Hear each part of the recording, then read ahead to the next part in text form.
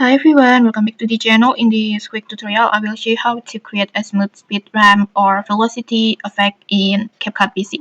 So first just open CapCut desktop or CapCut PC like this and then create a new project and then just import the all videos that you want to edit, and in here you can also add music, so you can match the clips with the beats, but in here I don't use the music. I just want to show you how to make this speed ramp.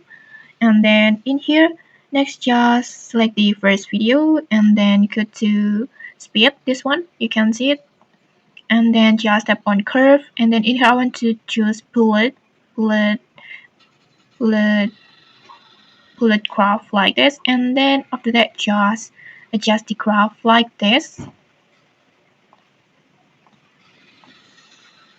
just the graph like this for example.